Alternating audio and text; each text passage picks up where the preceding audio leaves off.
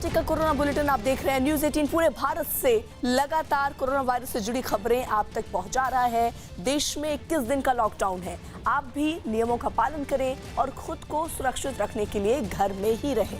News 18 India हर घंटे corona bulletin भी आप तक पहुंचा रहा है। लॉकडाउन के दौरान देश में 10 करोड़ लोग रोज न्यूज़ 18 देख रहे हैं। न्यूज़ 18 पर भरोसा करने के लिए हम अपने करोड़ों दर्शकों का धन्यवाद करते हैं।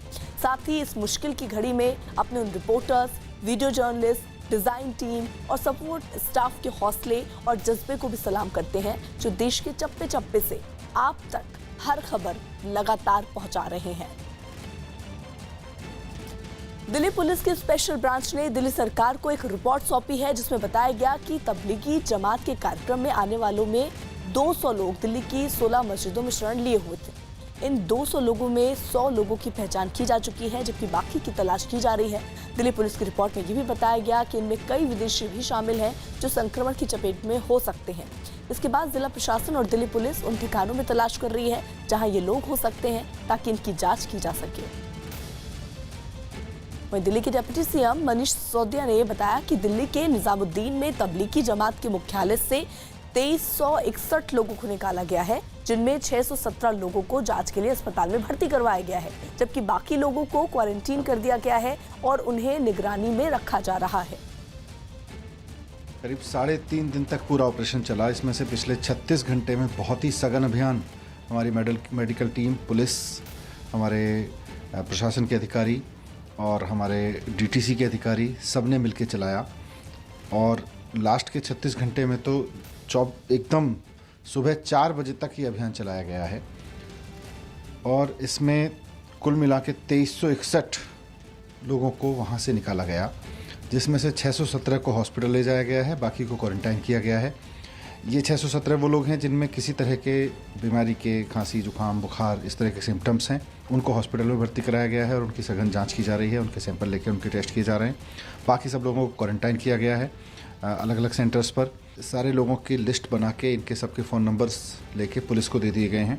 पुलिस की साइबर सेल इनके सबके नंबर्स की जांच करेगी और ये देखेगी कि ये लोग किस किस से मिले हैं, किस किस से मिल रहे हैं, बाकी लोग अभी कहाँ हैं, इनके संपर्क में जो लोग आए थे वो कहाँ हैं। दिल्ली में कोरोना पॉजिटिव मामले बढ़कर 120 हो गए हैं। दिल्ली के स्वास्थ्य मंत्री सत्येंद्र जैन ने जानकारी देते हुए बताया कि निजामुद्दीन मरकज से 2355 लोग निकाले गए हैं।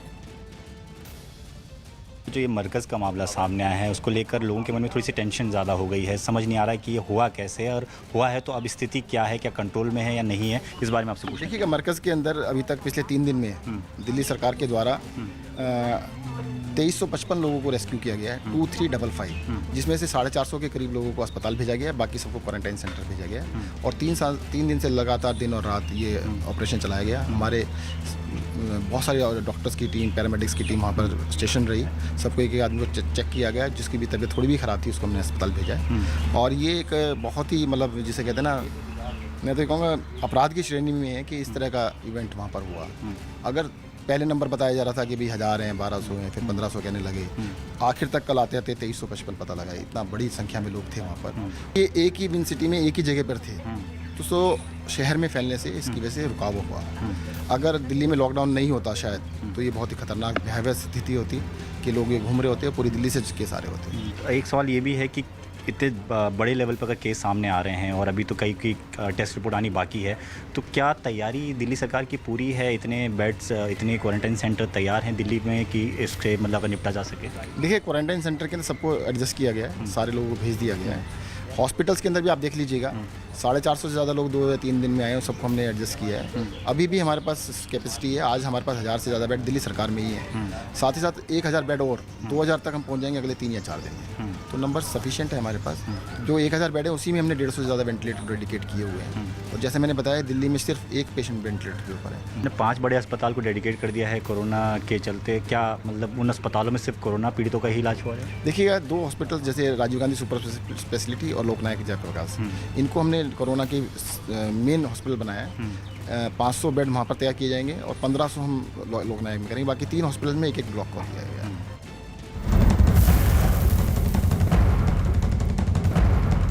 और एक बड़ी खबर इस वक्त आ रही है, तबलीगी जमात के प्रमुख मौलाना साद 28 तारीख से नहीं मिल रहे हैं। पुलिस लगातार इनकी तलाश में जुटी हुई है और बताया ये भी गया कि पुलिस ने बाकायदा इनको नोटिस भी दिया गया था और 28 तारीख के बाद से इनका कोई पता नहीं चल पा रहा है। दिल्ली के निजामुद्दीन में मौजूद तबलीगी जमात का ये हेडक्वार्टर है, जिसके ये मुखिया हैं, जिनका 28 तारीख से अब तक कोई पता नहीं चल पाया है। दीपक बिष्ट हमारे सहयोगी इस वक्त हमसे सीधे जुड़ रहे हैं। दीपक, मौलाना साद के बारे में क्या जानकारी अब तक मिल पाई है? आधिकारिक तौर पर पुलिस ने क्या कहा है इनके बारे में? देखिए, सूत्रों के मुताबिक अभी तक इनका पता नहीं चल पाया, क्योंकि जिस तरह से लगातार भीड़ जुटी थी और उसको जुटाने वाले ये मुख्य थे और यही वजह थी कि मरकज़ में जहां पर ये लगभग 3000 के आसपास लोग मौजूद थे, उसके बाद से लगातार नोटिस और पुलिस की जो प्रक्रिया बातचीत करने की थी वो सब लगातार इनसे ही चल रही थी।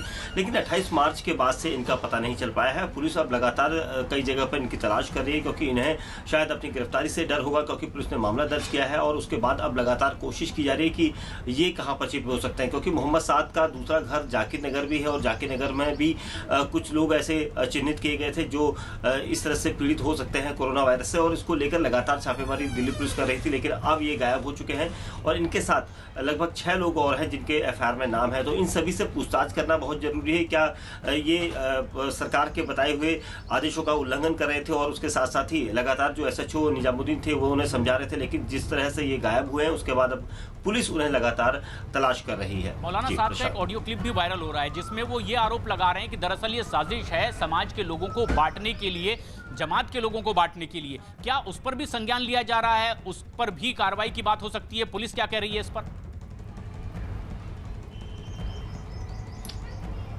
बिल्कुल निश्चित तौर पर प्रशांत, क्योंकि जितने भी फैक्ट्स आएंगे उन सभी को जांच के दायरे में रखा जाएगा और यहाँ पर जिस तरह से ऑडियो रिकॉर्डिंग वायरल हुई है उसको लेकर पुलिस संज्ञान ले रही, क्योंकि ऐसे लगभग 13-14 मार्च के बाद से भीड़ जुटनी शुरू हुई थी और मरकज में लगातार लोग बाहर से जुट रहे थे, चाहे वो इंडोनेशिया हो या फिर दूसरी जगह से। तो सभी जगह की जो है लोगों की तादाद यहाँ पर बढ़ रही थी और अब कोशिश ये की जाएगी कि इन सभी के जितने भी फैक्ट्स हैं उनको जुटाया जाए और जो जो लोग यहाँ पर पहुंचे थे उन सभी के बारे में मालूमात करके उनसे एक सिलसिलेवार पूछताछ होगी। क्या मकसद उनका सिर्फ यहाँ पर इसी तरह से था या फिर कोई और?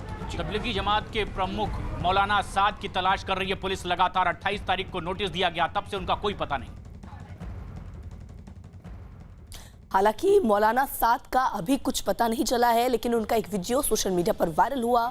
वायरल ऑडियो क्लिप में दावा है कि कोरोना वायरस के नाम पर मुसलमानों को बांटने की कोशिश की जा रही है। वो मुसलमान को बीमारी से बचाने के बहाने से मुसलमानों को अमल से रोकने के लिए वो गालिब आ गई हैं।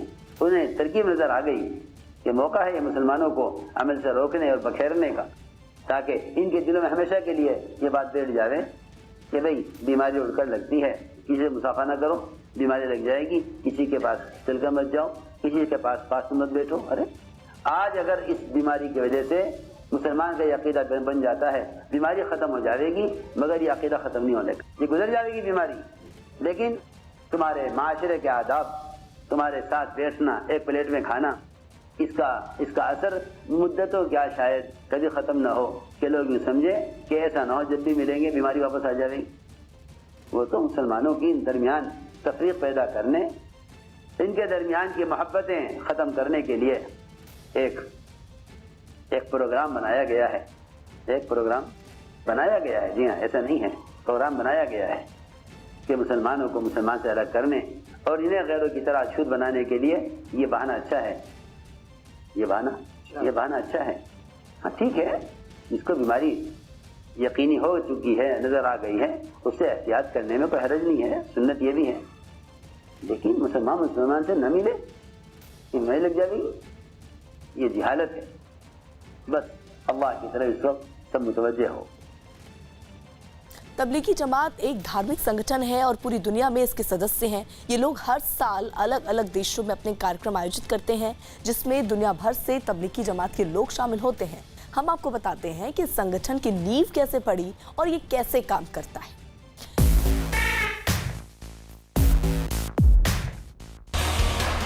भारत में तबलीगी जमात जिस तरह कोरोना को लेकर शिकंजे में है, उसी तरह दुनिया के कई और देशों में भी तबलीग पर इसी तरह के सवाल उठ रहे हैं। तबलीगी जमात कोरोना को लेकर क्यों निशाने पर है, ये समझने के लिए तबलीगी जमात के बारे में जानना जरूरी है। दरअसल तबलीगी जमात इस्लाम के सुन्नी देवबंदी संप्रदाय का प्रचार करती है। इसकी दुनिया भर के करीब 150 मुल्कों में शाखाएं।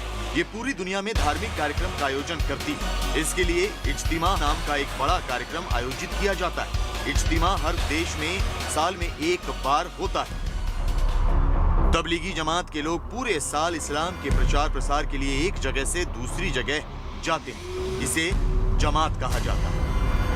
जमात में तबलीग के सदस्य दूसरे शहर जाते हैं। ये लोग इस्लाम का प्रचार करते हैं। जमात 2 दिन, 5 दिन या फिर 40 दिन का होता है और जमात के लिए निकले लोग दूसरे शहर की मस्जिदों में ठहरते हैं। हालांकि हर मुसलमान जमात को नहीं मानता। जमात में देश और विदेश के लोग आते हैं। दिल्ली के मरकज में पूरे साल जमात के लोग आते जाते रहते हैं और दिल्ली में दूसरे शहरों से आई जमात के लोग मरकज में भी ठहरते हैं।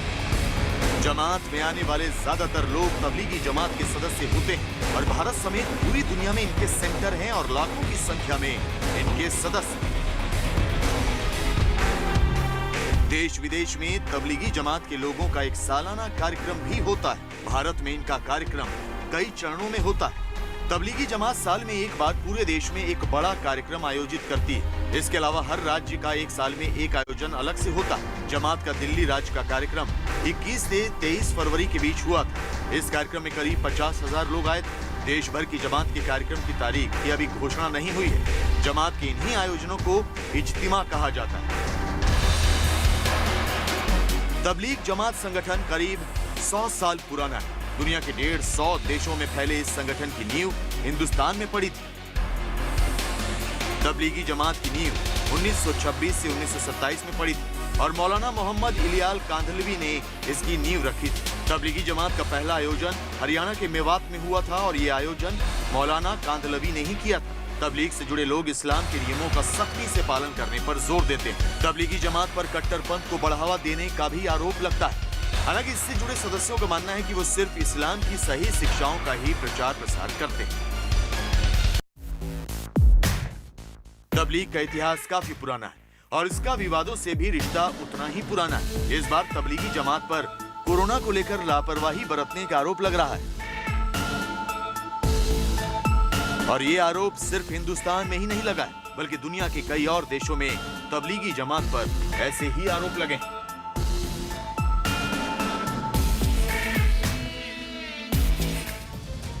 तबलीगी जमात का क्रिकेट कनेक्शन भी है।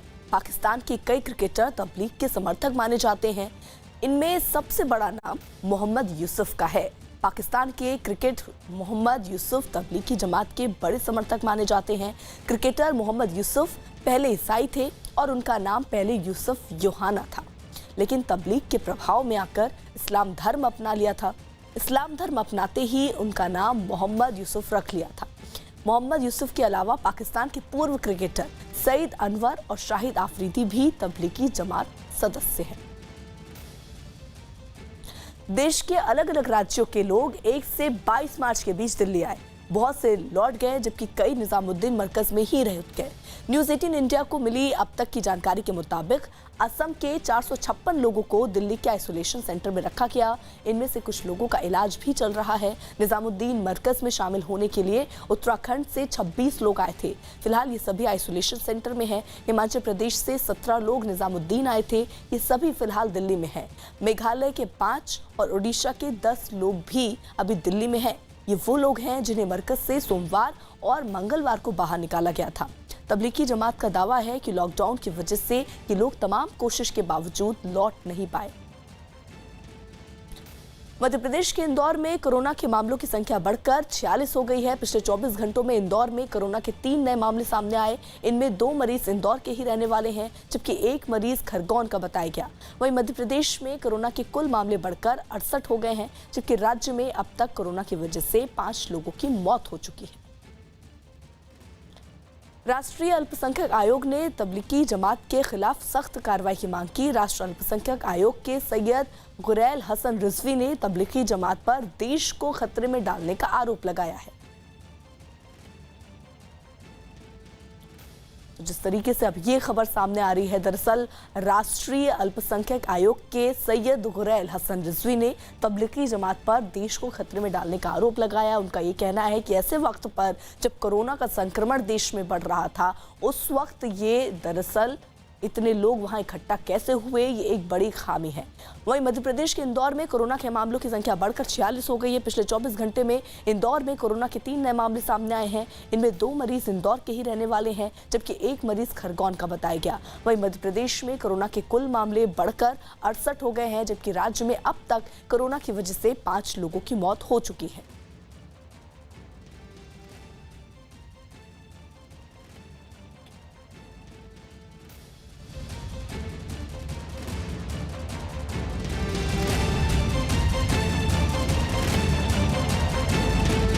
राष्ट्रीय अल्पसंख्यक आयोग के सैयद गुरैल हसन रिजवी ने तबलीगी जमात पर देश को खतरे में डालने का आरोप लगाया है।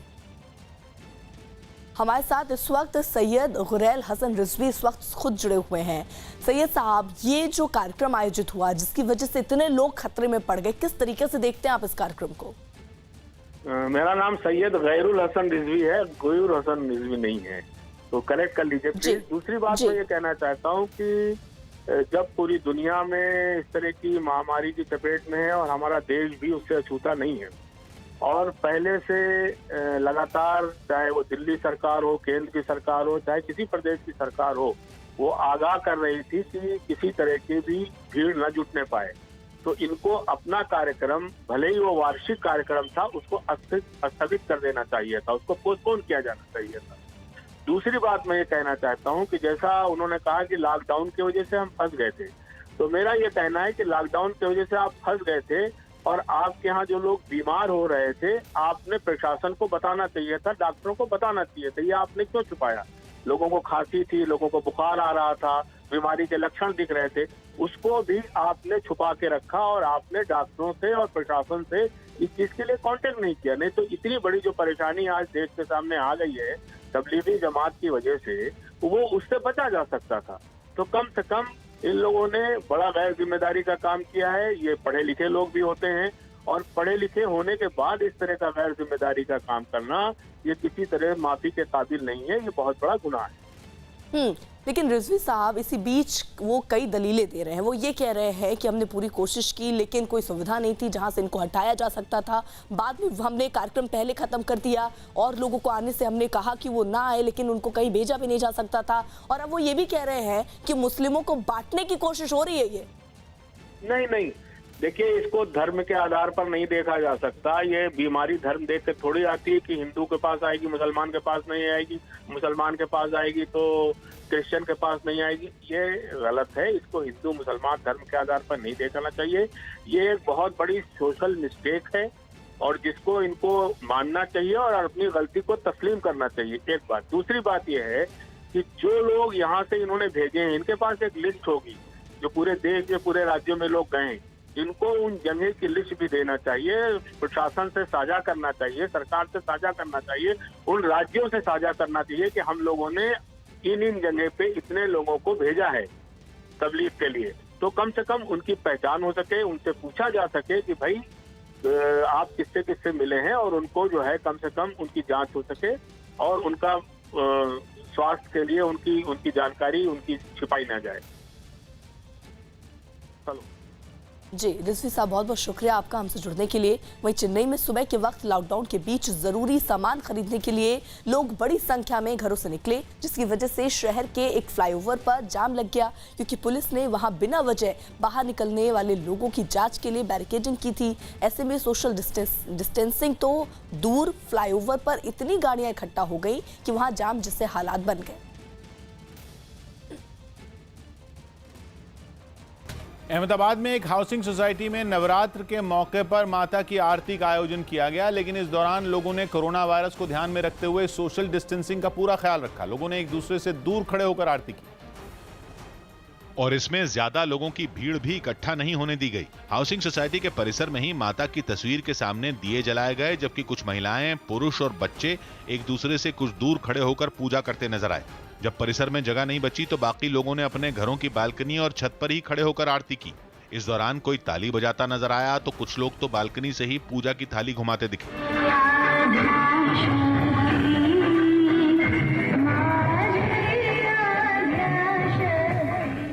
आरती के दौरान लोगों के चेहरे पर मास्क भी नजर आए। सोशल डिस्टेंसिंग को ध्यान में रखकर की गई इस आरती को रिकॉर्ड करने के लिए मीडिया के कैमरे भी वहां पहुंचे।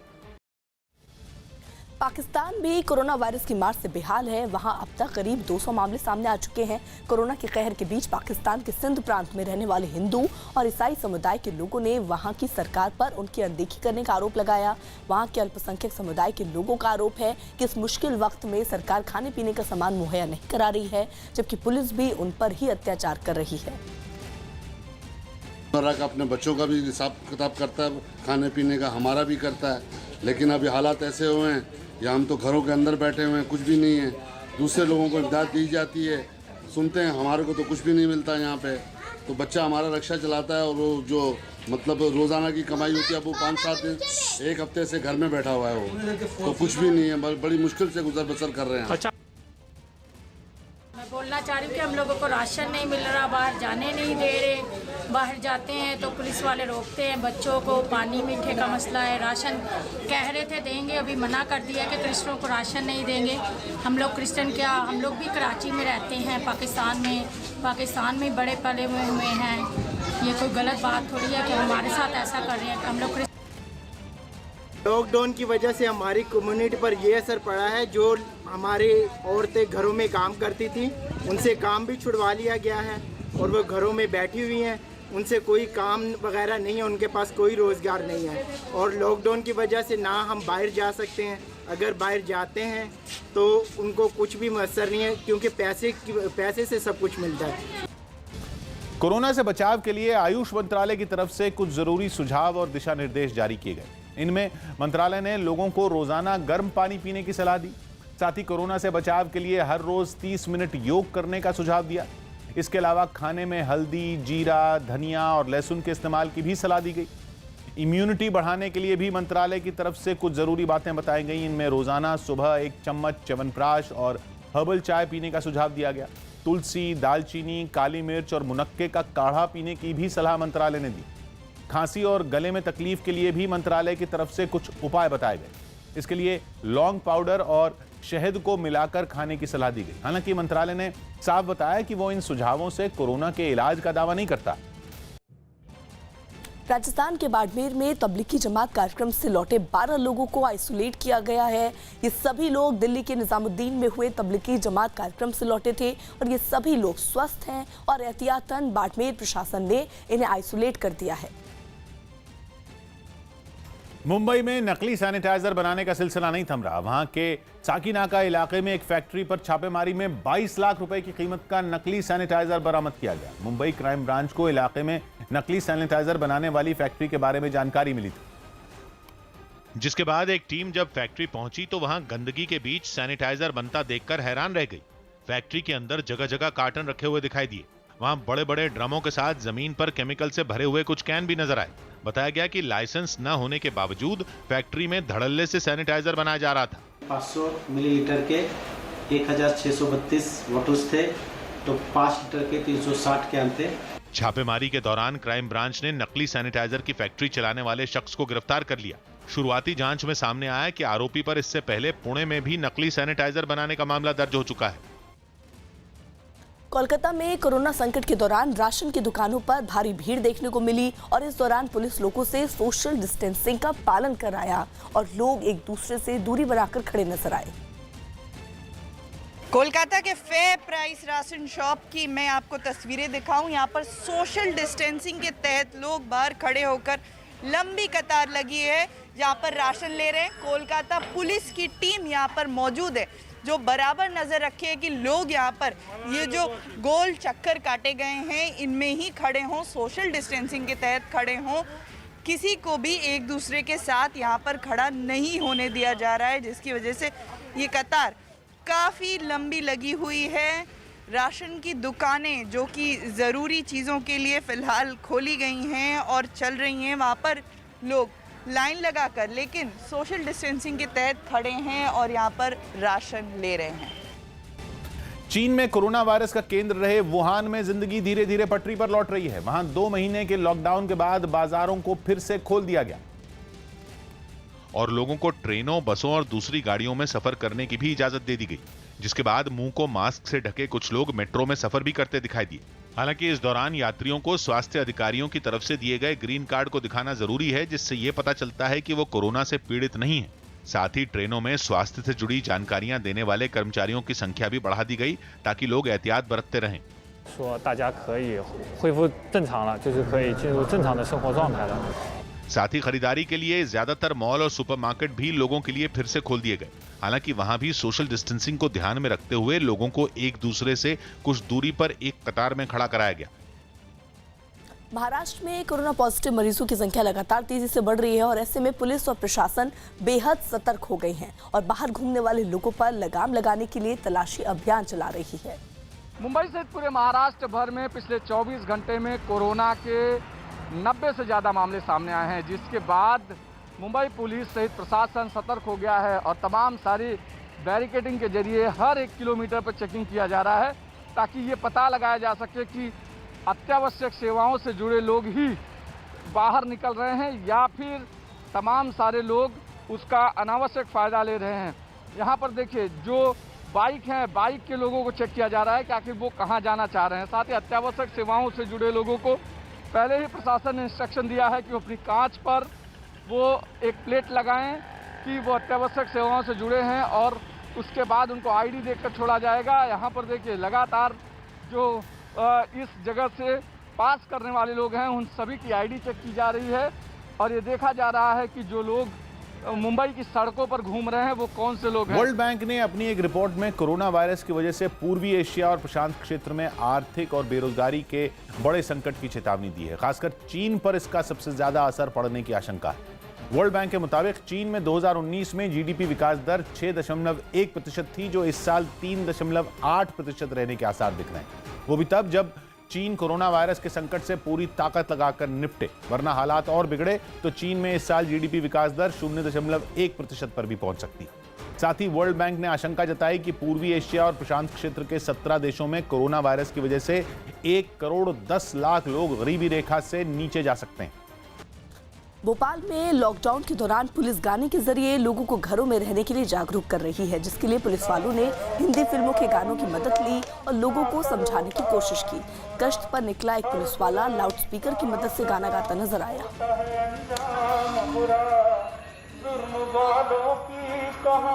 उम्र बड़ी है यारो यारो, इनकी राहों में सदा मौत खड़ी है यारो यारो, जुल्म करने से सदा जुल्म ही हासिल होगा। तो हम बताना चाहते हैं कि पुलिस एक पार्ट नहीं है, कि पुलिस सिर्फ कठोर नहीं है, नरम भी है। लोगों को दिखाना चाहती है कि पुलिस बढ़ चढ़ के आप लोगों के लिए आगे हो रही है, ताकि आप घर में भी रह के परेशान न हो। आपका हर एक संभव में प्रयास किया जाएगा कि आपके साथ हम आगे से कदम से कदम आगे आपका मिलाएं हम। बिहार के कई जिलों में क्वारंटीन सेंटर में भेजे गए लोगों के फरार होने से प्रशासन की चुनौती बढ़ गई। वहां ज्यादातर क्वारंटीन सेंटर स्कूलों में बनाए गए। मुंगेर के ऐसे ही एक क्वारंटीन सेंटर में भी कई लोगों को भेजा गया था, जिन्होंने बदहाली का आरोप लगाते हुए क्वारंटीन सेंटर के गेट के पास खड़े होकर हंगामा शुरू कर दिया। ये सभी लोग दूसरे राज्यों से बिहार पहुंचे थे, जिन्हें एहतियातन स्कूल में बनाए गए क्वारंटीन सेंटर में रखा गया था, लेकिन गुस्साए लोग वहां का गेट तोड़कर बाहर निकल आए। भागिए, भागिए, भागिए। बाहर निकलते ही कुछ लोगों ने अपने घरों की ओर दौड़ लगा दी। सब निकलिए, सब निकलिए। थोड़ी ही देर में वहां मौजूद पुलिस ने सख्ती दिखाई और कुछ लोगों को वापस क्वारंटीन सेंटर के अंदर भेज दिया। मुंगेर के अलावा सुपौल के क्वारंटीन सेंटर से भी सभी लोग फरार हो गए। केवल वही कर्मचारी वहां नजर आए जिन्हें लोगों की देखभाल के लिए तैनात किया गया था। इस क्वारंटीन सेंटर में तैनात कर्मचारियों ने भी लोगों के फरार होने के पीछे बदहाली को वजह माना। पानी का व्यवस्था है, शौचालय का व्यवस्था है, लेकिन भोजन का कोई व्यवस्था नहीं है, क्योंकि भोजन एनजीओ के द्वारा विद्यालय पर आता है। ओडिशा के बरगढ़ में लॉकडाउन के दौरान एक जोड़े की पुलिस थाने में शादी करवाई गई। इस शादी में दूल्हा और दुल्हन का कोई भी रिश्तेदार शामिल नहीं हुए। परिवार वालों की मौजूदगी में दूल्हे ने दुल्हन को मंगलसूत्र पहनाया। इसके बाद दुल्हन ने शादी करवाने वाले पुलिस वाले का आशीर्वाद लिया। शादी होने के बाद पुलिस वालों ने दोनों के हाथ सैनिटाइजर से साफ करवाए और उन्हें पहनने के लिए मास्क भी दिए। यही नहीं, एक दूसरे का मुंह मीठा करने के लिए पुलिस वालों ने उन्हें बिस्किट भी दिए।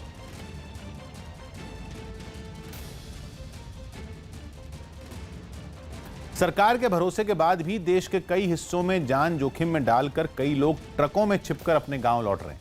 सरकार ने सामान की ढुलाई के लिए ट्रकों को इजाजत दी है, जिसका कुछ लोग गलत फायदा उठा रहे हैं। ऐसे हालात तब हैं जब गृह मंत्रालय सभी राज्यों को अपनी सीमाएं सील करने के निर्देश जारी कर चुका है।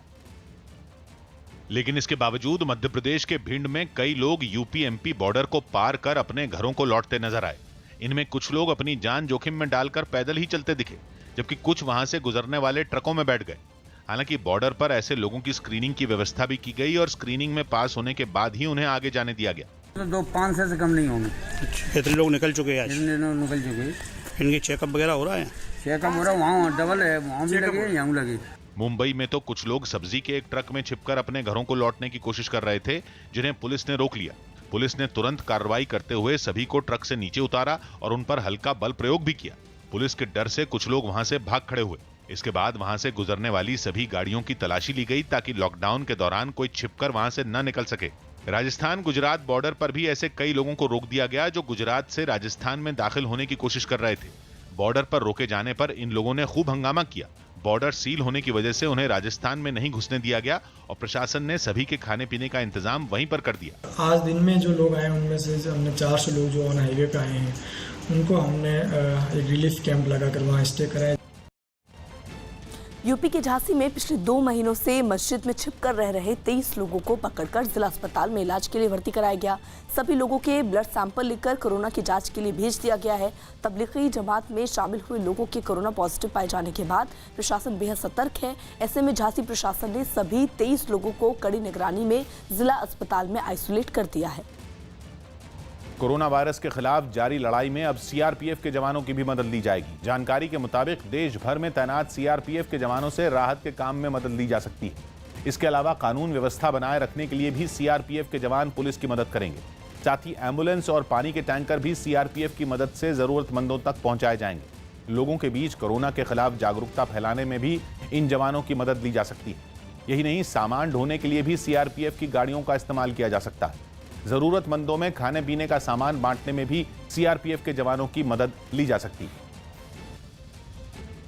चेन्नई में लॉकडाउन की अनदेखी करने वालों पर पुलिस सख्ती करती नजर आई। पुलिस ने बिना काम किए सड़कों पर घूम रहे लोगों को उठक बैठक करवाने के साथ ही उन्हें उछलते हुए चलने की सजा दी। यही नहीं, पुलिस ने लॉकडाउन तोड़ने वालों की कोरोना की तस्वीर वाला मास्क पहनाकर फोटो भी खिंचवाई।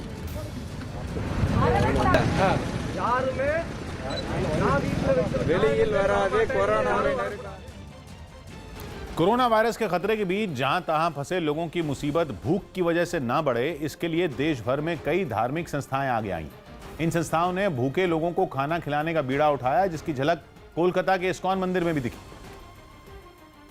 मंदिर की रसोई में करीब 10,000 लोगों के खाने का इंतजाम रोज किया जाता है। वहां साफ सफाई के साथ स्वादिष्ट भोजन बनाने के लिए कई टीमें तैनात हैं। इंडिया में इस्कॉन कल 3 लाख लोगों को हमने वितरण किया था प्रसाद।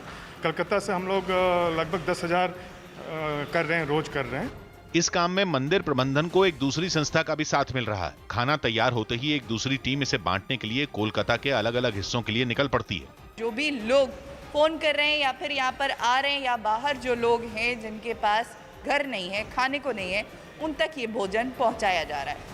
गरीबों की सेवा के लिए लुधियाना में गुरुद्वारा शहीद बाबा दीप सिंह प्रबंधन का अंदाज भी ऐसा ही दिखा। वहां लंगर के साथ ही गरीबों के घर तक खाना पहुंचाने के काम में सेवादार जुटे हैं। तो वहीं राजस्थान के श्रीगंगानगर में राधा स्वामी डेरे ने लॉकडाउन के दौरान आसपास के गांव वालों को घर घर तक भोजन पहुंचवाने का बीड़ा उठाया है। डेरे का दावा है कि उनकी तरफ से रोज करीब 200 परिवारों के 1200 लोगों को खाना पहुंचाया जा रहा है।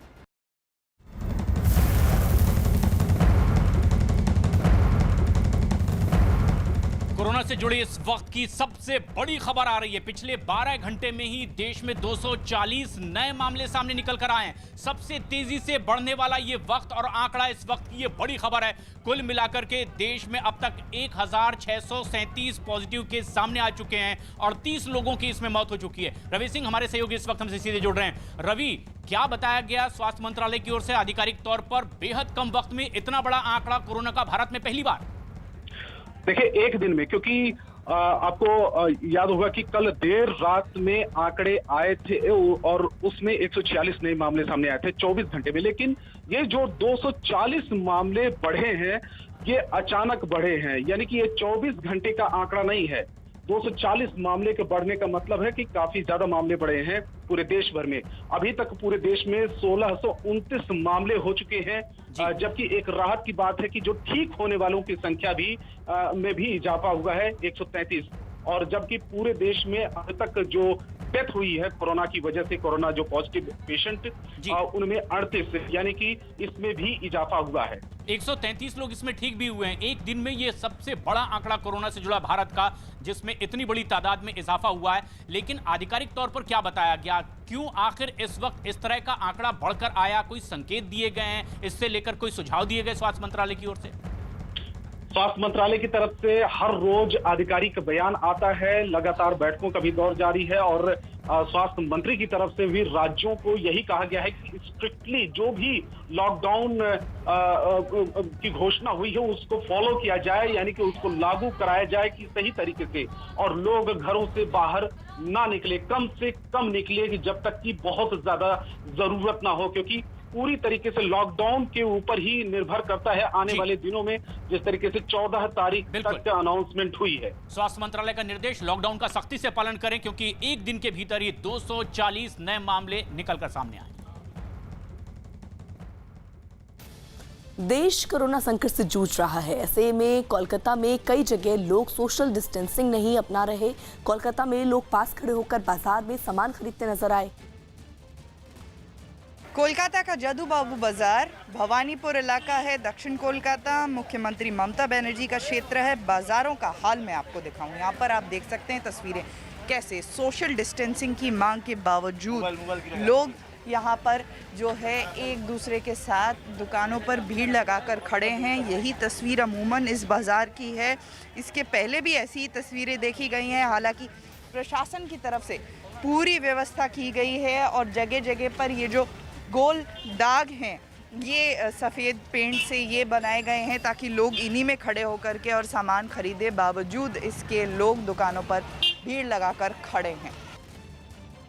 जर्मनी में कोरोना वायरस के खौफ के बीच लोगों को जागरूक करने के लिए रोबोट तैनात किए गए। जर्मनी में कोरोना के अब तक 67,000 से ज्यादा मामले सामने आए हैं, जबकि 650 लोगों की मौत हो चुकी है। ऐसे में वहां लोगों को जागरूक करने के लिए कई जगहों पर रोबोट तैनात कर दिए गए। वहां के एक स्टोर में ऐसा ही एक रोबोट लोगों की मदद करता नजर आया। Willkommen in Edeka Markt Stocker. Ich bin Pepper und auch in Zeiten der Krise wollen wir Ihnen mit gutem Service zur Seite stehen. ये रोबोट वहां खरीदारी करने पहुंचे लोगों को एक दूसरे से जरूरी दूरी बनाए रखने की हिदायत देता दिखा। Der Kassenbereich ist in 3 Abschnitte unterteilt. वहां मौजूद लोग भी रोबोट से मिले निर्देशों को मानते नजर आए। In Ordnung für mich. Ich finde den Abstand halt zu den anderen Menschen halt wichtig und Germany में भी कोरोना वायरस के मामले तेजी से बढ़ रहे हैं। ऐसे में लोगों को जागरूक करने के लिए कई तरह के कदम उठाए जा रहे हैं।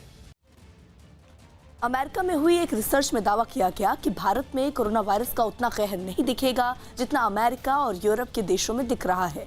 अमेरिका के न्यूयॉर्क इंस्टीट्यूट ऑफ टेक्नोलॉजी में हुई एक रिसर्च के मुताबिक जिन देशों में टीबी के टीके दिए जाते हैं उन देशों में कोरोना वायरस के मामले काफ़ी कम रह सकते हैं। ये बात भारत के पक्ष में जाती है, क्योंकि भारत में 1962 से ही नेशनल टीबी प्रोग्राम के तहत BCG के टीके लगाए जा रहे हैं। टीबी से बचाने के लिए BCG के ये टीके बच्चे के जन्म के 6 महीने के भीतर ही लगाए जाते हैं, और आज भारत के करीब 97% जो आबादी है उसको BCG के टीके लगाए जा चुके हैं। रिसर्च में बताया गया कि जिनको ये टीके लगाए गए हैं उनमें कोरोना वायरस के खिलाफ प्रतिरोधक क्षमता बाकियों के मुकाबले ज्यादा है। रिसर्च के मुताबिक कोरोना वायरस के मरीजों और उसकी वजह से होने वाली मौतों का आंकड़ा उन देशों में ज्यादा है जहां बच्चों को BCG के टीके नहीं लगाए जाते। इटली, स्पेन और अमेरिका में BCG के टीके नहीं लगाए जाते हैं, और दावा किया जा रहा है कि इसी वजह से वहां कोरोना वायरस से होने वाली मौतों का आंकड़ा ज्यादा है।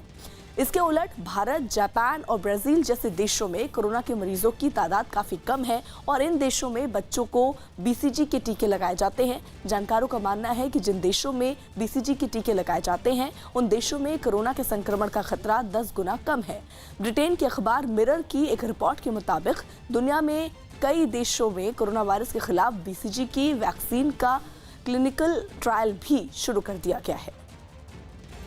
देश में कोरोना वायरस का खतरा बढ़ते ही N95 मास्क की मांग भी काफी तेजी से बढ़ गई है। एक रिपोर्ट के मुताबिक जनवरी महीने से अब तक N95 मास्क की मांग 29,000 गुना बढ़ गई। कोरोना वायरस के फैलने से पहले देश में रोजाना करीब 1700 N95 मास्क बिकते थे, जबकि इस वक्त देश में रोजाना करीब 4 करोड़ से ज्यादा N95 मास्क बेचे जा रहे हैं। इसके बाद भी इन मास्क की कमी बनी हुई है, क्योंकि देश में रोजाना करीब 10 करोड़ मास्क की जरूरत है। मांग बढ़ने के साथ ही इसकी कीमतों में भी काफी बढ़ोतरी हुई है, क्योंकि पहले ये मास्क 150 रुपए में मिलता था, जबकि अब इसकी कीमत 350 से 400 रुपए तक पहुंच गई।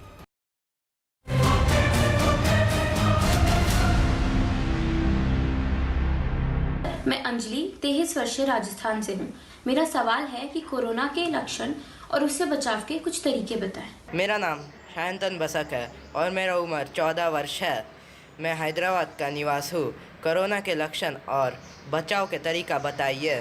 कोरोना के इन्फेक्शन में तेज़ बुखार, सूखी खांसी और सांस लेने में तकलीफ महसूस होती है, और कभी कभी पेट में बेचैनी और डायरिया भी हो सकती है। कोरोना चूँकि ज़्यादातर जो इन्फेक्शन होता है, ट्रांसमिशन होता है, वो ड्रॉपलेट से, सांस लेने से होता है।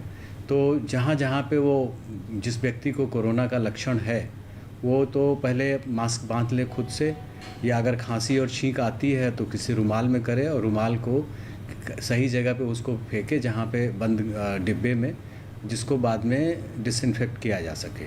दूसरा ये है कि जहाँ पे वो कोई भी दरवाज़ा, खिड़की या इस तरह की चीज़ छूता है, क्योंकि वो जब छींकेगा, खांसेगा तो उसके हाथ पे भी वायरस चले जाते हैं, तो उन जगहों को भी आपको साफ़ करना पड़ेगा हाइपोक्लोराइड से, या तो जो हैंड रब है 70% एल्कोहल, उससे कर सकते हैं।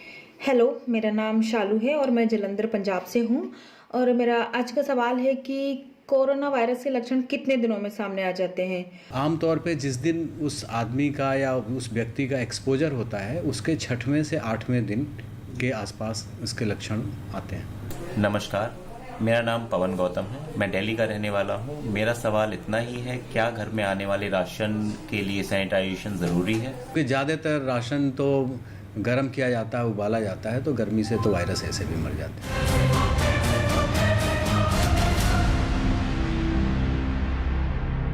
लॉकडाउन लागू करने के लिए कानून की धाराएं तो पुलिस वालों को ज़बानी याद हैं, लेकिन लोगों को समझाने के लिए देश भर में पुलिस के अफसरों ने अब अनोखी तरकीब अपनाई।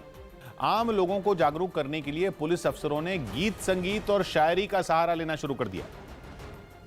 और इसी इरादे से पंजाब के गुरदासपुर के बटाला कस्बे में इंस्पेक्टर बलदेव सिंह देवी अपनी गाड़ी पर लाउडस्पीकर बांधकर गश्त करने निकले। उनके गाने से पहले बाकायदा ऐलान भी किया गया। कोरोना नामराद बीमारी नूं ठल पाउण वास्ते एक बहुत वधिया गाना तैयार किया गया, जो कि पंजाबी ਜਾਂ सारे बटाला निवासी इन्हों सुन के ते अमल करो। इसके बाद इंस्पेक्टर ने पूरे सुर, लय और ताल के साथ लॉकडाउन का महत्व गाने के जरिए समझाया। गिनती जिवें बीमारां दी आपो अपने घर बैठो तुसी गल मन लो सरकारां दी।